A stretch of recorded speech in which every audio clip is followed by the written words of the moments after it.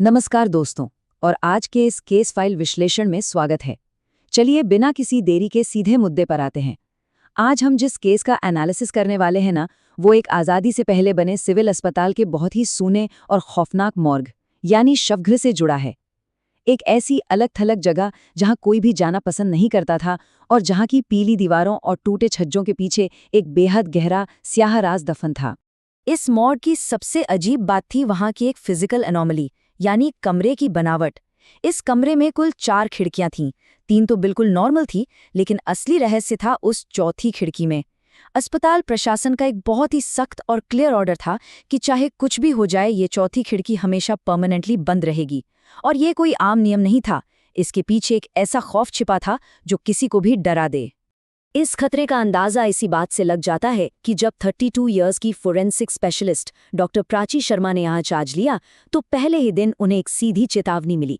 30 साल से काम कर रहे वहाँ के पुराने असिस्टेंट रघु ने उन्हें देखते ही कहा, मैडम, बाकी 3 खिड़कियां खोलिए, पर चौथी खिड़की को कभी छूना मत।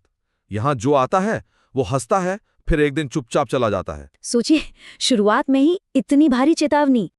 अब जरा इस पूरे इवेंट की टाइमलाइन को देखते हैं। ये कोई रातों रात हुआ हादसा नहीं था। आज से 8 साल पहले यहाँ एक अनजान पीड़ित का शव लाया गया था। उसके 2 साल बाद, यानी आज से 6 साल पहले, डॉक्टर जोशी नाम के एक डॉक्टर की रहस्यमयी मौत हो गई। और अब प्रेजेंट डे में डॉक्टर प्राची ने इस मॉर्ग का प्रभार संभाला है। ये टाइमलाइन हमें उस लंबे और अनसुलझे पैटर्न को समझने में मदद करती है जो इस जगह पर सालों से हावी था।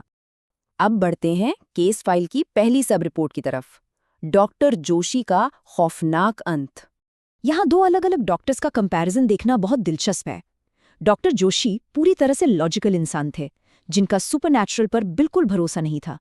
उन्होंने प्रोटोकॉल को इग्नोर किया और सिगरेट पीने के लिए उस मना की गई चौथी खिड़की को खोल दिया, और बाद में उनकी मौत हो गई, वो भी एक जमे हुए खौफ के साथ।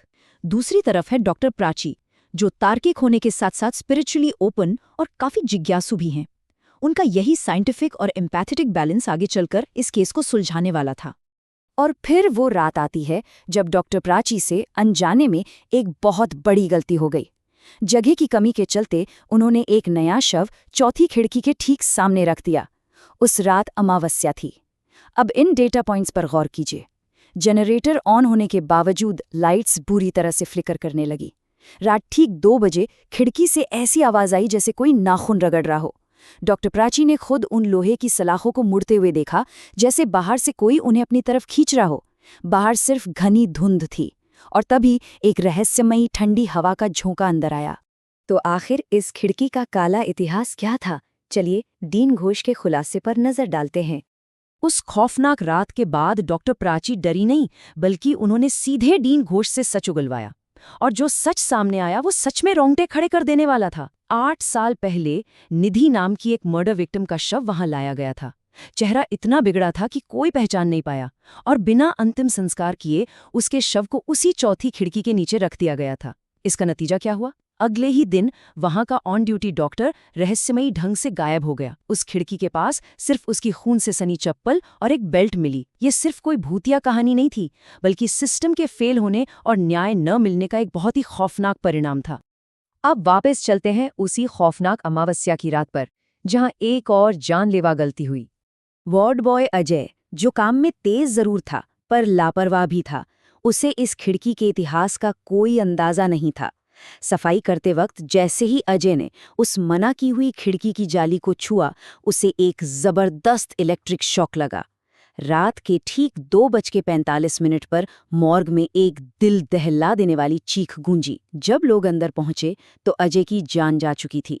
उसकी आंखें पूरी तरह से खुली थीं और मुंह इस तरह खुला रह गया था जैसे वो चीखते चीखते मर गया हो, एकदम उसी खौफ के साथ जैसा डॉक्टर जोशी के चेहरे पर था। उस वक्त वहां मौजूद नर्स कविता की चश्मदीद गवाही इस केस को और भी पुख्ता बनाती है। उन्होंने बताया, एक लाल साड़ी में कोई औरत जैसी आकृति खड़ी थी जिसका चेहरा धुंध में छुपा हुआ था। ये स्टेटमेंट साबित करता है कि ये खतरा सिर्फ लोगों का वहम नहीं था, बल्कि वहां सच में एक स्पष्ट विजिबल अलौकिक एंटिटी मौजूद थी। अब समय आ गया था आत्मा की पुकार सुनने का और आखिरकार उसे न्याय दिलाने का। इन मौतों को रोकने के लिए डॉक्टर प्राची ने जो प्रोटोकॉल बनाया वो असल में एक मास्टरपीस है। ध्यान दीजिए इन स्टेप्स पर।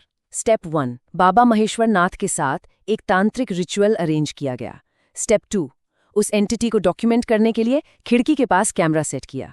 स्टेप 3, निधि की मेडिकल फाइल को फिर से खुलवाया गया ताकि मॉडर्न डीएनए टेस्टिंग हो सके। और आखिरी स्टेप 4, रिकॉर्ड्स से उसके परिवार को ढूंढा गया और गंगा किनारे पूरे सम्मान के साथ अंतिम संस्कार किया गया। सोचिए, एक स्पिरिचुअल रिचुअल और फोरेंसिक साइंस का क्या बेहतरीन कॉम्बिनेशन था ये। रात के 3 बजे उस रिचुअल के दौरान वो एंटिटी आखिरकार प्रकट हुई और उसका जो बयान रिकॉर्ड हुआ वो दिल तोड़ देने वाला था। मैं इंतजार करती रही हर रात। कोई मेरा सच नहीं जानता। किसी ने मेरी चिता नहीं जलाई। मैं अधूरी रह गई। इस एक बयान ने ये साफ कर दिया कि ये पूरा आतंक सिर्फ और सिर्फ अधूरेपन, अनसुलझे दर्द और गरिमा की कमी से पैदा हुआ था। और जैसे ही डीएनए टेस्ट के आधार पर निधि के परिवार ने गंगा किनारे अस्थियों का अंतिम संस्कार किया, चमत्कारिक रूप से वो मॉर्ग नॉर्मल हो गया। केस हमेशा के लिए क्लोज। उसी रात वो चौथी खिड़की खुद ब खुद बंद हो गई। अस्पताल प्रशासन ने उस पर हमेशा के लिए ताला जड़ दिया और वहां एक देवी की तस्वीर लगा दी। उस कमरे का सालों पुराना आतंक एक बहुत ही गहरी और स्थायी शांति में बदल गया, क्योंकि उस अनजान पीड़ित को आखिरकार अपनी पहचान मिल गई थी। इस पूरे विश्लेषण को खत्म करने से पहले एक बहुत ही गहराई से सोचने वाला सवाल सामने आता है। क्या कोई भी खौफ सच में तब खत्म होता है जब किसी आत्मा को वहां से भगा दिया जाए, या वो तब शांत होता है जब उसके साथ हुए किसी सिस्टम के अन्याय को आखिरकार सुधार लिया जाए? इस कहानी के तथ्य बिल्कुल स्पष्ट करते हैं कि बिना गरिमा और न्याय के अतीत कभी भी शांति से दफन नहीं होता। इस गहरे विचार के साथ हम आज का ये विश्लेषण यही समाप्त करते हैं। हमारे साथ इस केस को समझने के लिए, जुड़ने के लिए बहुत बहुत धन्यवाद।